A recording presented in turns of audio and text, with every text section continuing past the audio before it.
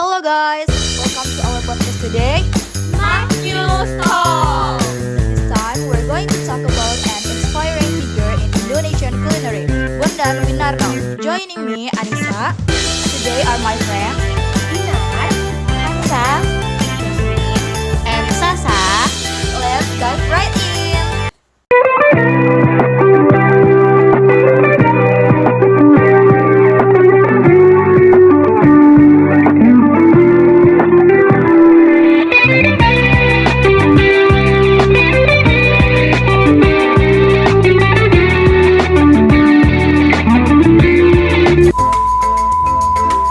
Bondan Winarno is an extraordinary figure. Maybe Dinar, you can tell us a little about his biography. Sure, Bondan Winarno was born on September 26, 1954 in Jakarta. He initially studied economy at the University of Indonesia, but his passion for the culinary world was much stronger. What's interesting is that he wasn't just a chef, but also a presenter. He became really famous through his program Wisata Kuliner or culinary tourism, right? That's right, that program was legendary. I remember every time he said, "Magnus," it always made me hungry. But I'm curious, what made him so interested in traditional cuisine? It's because he had a vision to preserve Indonesian cuisine. He wasn't just cooking, but also learning about the culture behind each dish. I think Jasmine knows more about his. What do you think, Jasmine? Exactly. Bondan's culinary style is unique because he always used local ingredients. For example, when he talked about rendang, he was very detailed about the spices used. Also, he paid a lot of attention to the presentation of the dishes. So, it's not just about the taste, but also the food's appearance. Oh, speaking of iconic recipe, I remember he often talked about gado-gado. It's such a healthy and traditional dish. This reminds me, he once said that food tells a story. For example, satay.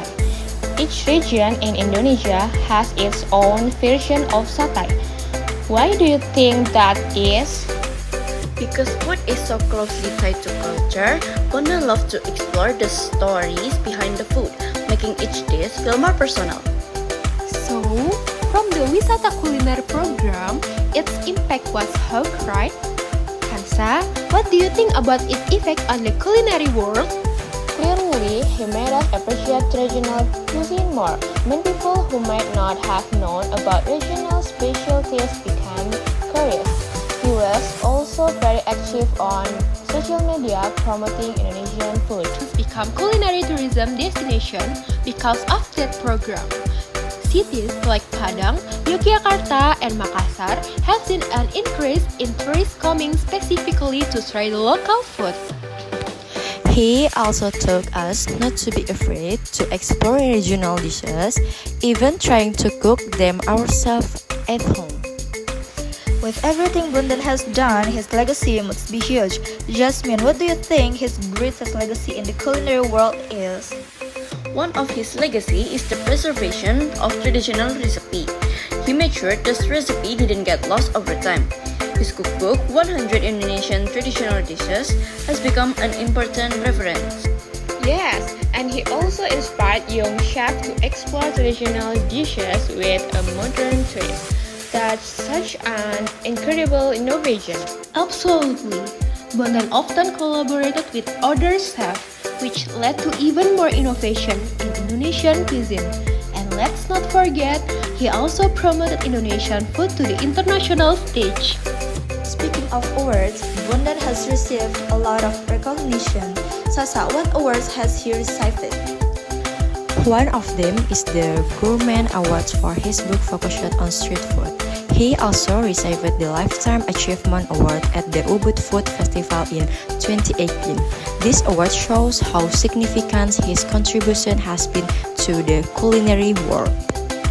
And all of that isn't just about achievement, but also the real impact he's had on the community and the culinary industry. Wow, this conversation has been really interesting. So, in conclusion, Bondan Winarno is a figure who not only popularized Indonesian cuisine but also preserved the culture behind it. Thank you for listening to our podcast. See you in